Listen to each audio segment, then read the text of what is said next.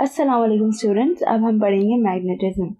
Magnetism एक matter की property है जो कि उसमें मौजूद इलेक्ट्रिकल चार्जेस के फ्लो की वजह से वो इलेक्ट्रिकल चार्जेस अपने इर्द गिर्द एक फील्ड क्रिएट कर लेते हैं, अपने इर्द गिर्द एक दायरा बना लेते हैं जो कि कोई भी दूसरी चीज़ उस दायरे के अंदर जब आती है तो वो उसके ऊपर एक ताकत का मुजाहरा करते हैं यानी उस पर एक फोर्स डालते हैं जो कि उस दूसरे मैटर को अपनी तरफ खींचती है या फिर उसको अपनी तरफ से दूर कर देती है। अब जैसे यहाँ पर एक मैग्नेट है, ये एक मैटर है और इसके अंदर इलेक्ट्रिकल चार्जेस मौजूद हैं।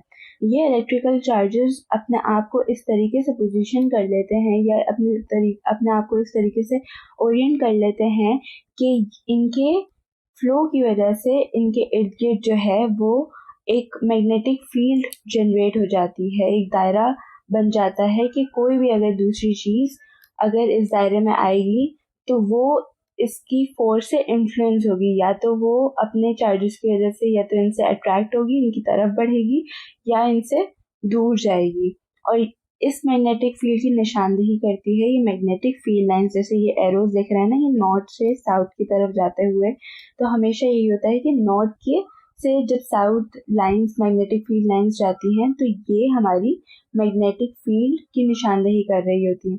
अब जैसे हम इस दुनिया में किस वजह से खड़े हुए हैं, क्योंकि ये दुनिया यानी ये अर्थ, ये ज़मीन हमारे ऊपर एक ताकत का मुजाहरा करती है, यानी हमें हमें अपनी तरफ खींचती है। इसी वजह से हम इस ज़मीन पर चल पाते हैं और इसी वजह से हम लोग इस ज़मीन पर खड़े हो पाते हैं। क्योंकि आपने भी सुना होगा जैसे ग्रेविटेशनल फोर्स होती है, तो ग्रेविटेशनल फोर्स एक अट्रैक्टिव फोर्स है, एक मैग्नेटिज्म ही कहलाएगा कि जो ज़मीन है वो अपने इर्द गिर्द अपने एक दायरा बना के रखती है, जो कि कोई भी उस दायरे के करीब आता है तो उसे उस आने वाले मैटर को वो अपनी तरफ खींचती है और इसी वजह से जो है हर चीज़ अपनी जगह पर मौजूद रहती है। अब जैसे ये मैग्नेटिक फील्ड लाइंस हैं, वो अगर किसी सरफेस एरिया से गुजरें तो उसे कहते हैं मैग्नेटिक फ्लक्स। अब मैग्नेटिक फ्लक्स है number of magnetic field lines, यानी ये जो लाइंस हैं वो कितनी एरिया से गुजर कर जा रही हैं, उसके अक्रॉस कितनी जा रही होती है, इसका यूनिट है वेबर। अब जैसे मैग्नेटिक फील्ड की जो स्ट्रेंथ है हम इस तरीके से निकालते हैं कि उसका यूनिट है टेस्ला।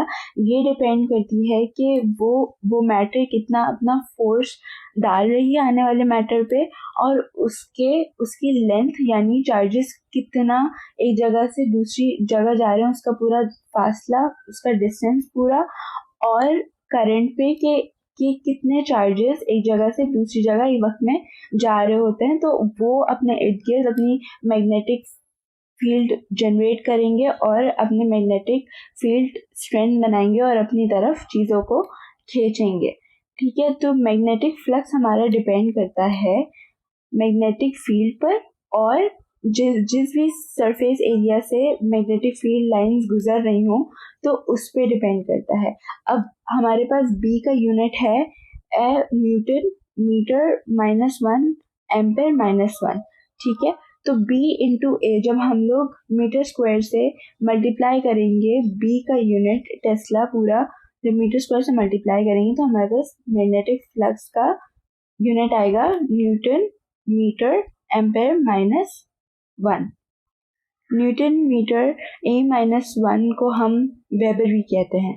अब जैसे आपके पास ये एक सरफेस एरिया है, ठीक है, और इसमें से ये मैग्नेटिक फील्ड लाइंस गुजर रही हैं, ठीक है, तो इनके ये जो एरिया है और इससे जो नॉर्मल जो एक वेक्टर निकलेगा, हम एरिया का जो मैग्नीट्यूड है वो इसी तरीके से मेजर करते हैं कि उसका जो नॉर्मल होता है उसको वेक्टर कंसिडर करते हैं और उसका जितना भी मैग्नीट्यूड होता है वो पूरे एरिया के बराबर होता है। तो एरिया का नॉर्मल और ये जो मैग्नेटिक फील्ड लाइंस हैं इनके दरमियान जो एंगल बन रहा होगा वो ये एंगल कहलाएगा। क्योंकि हमारे पास मैग्नेटिक फ्लक्स एक स्केलर क्वांटिटी है तो हम उसे magnetic field strength multiply by area यानी ये डॉट प्रोडक्ट निकलेगा क्योंकि हमारे पास मैग्नेटिक फ्लक्स एक स्केलर क्वांटिटी है। और डॉट प्रोडक्ट को हम लोग जब फर्दर खोलते हैं और ज़्यादा खोलते हैं तो ये बी ए कॉस थीटा हो जाता है, और थीटा ये वाला एंगल है जो कि एरिया का नॉर्मल और मैग्नेटिक फील्ड लाइंस आपस में बना रही होती है। अब जैसे हमारे पास फॉर एग्जांपल ये जो एरिया है वो मैग्नेटिक फील्ड लाइंस के परपेंडिकुलर खड़ा हुआ है, ठीक है। तो ये पूरा एरिया है और इसका वेक्टर जो है, एरिया का वेक्टर जो नॉर्मल होगा ये इस तरीके से परपेंडिकुलर होगा एरिया के। तो ये मैग्नेटिक फील्ड लाइंस के साथ कितना डिग्री एंगल बना रहा है, 0 डिग्री एंगल। तो हमारे पास cos 0 जो होता है वो 1 होता है, तो हमारे पास मैग्नेटिक फ्लक्स भी बी ए आ जाएगा, यानी cos 0 पे, यानी जब नॉर्मल बिल्कुल पैरेलल होता है मैग्नेटिक फील्ड लाइंस के, तो हमारे पास एंगल भी 0 डिग्री हो जाता है और हमारे पास फ्लक्स जो है वो मैक्सिमम आता है। इसी तरीके से जब हमारे पास एरिया बिल्कुल पैरेलल होता है लेकिन इसका नॉर्मल हमारे पास इसके एरिया से परपेंडिकुलर आ रहा होता है और ये हमारे पास मैग्नेटिक फील्ड लाइंस के साथ 90 डिग्री का एंगल बना रहा होता है, तो हमारे पास cos 90 डिग्री हमारे पास 0 होता है, तो बी ए भी हमारे पास 0 हो जाएगा, यानी मैग्नेटिक फ्लक्स भी हमारे पास 0 हो जाएगा।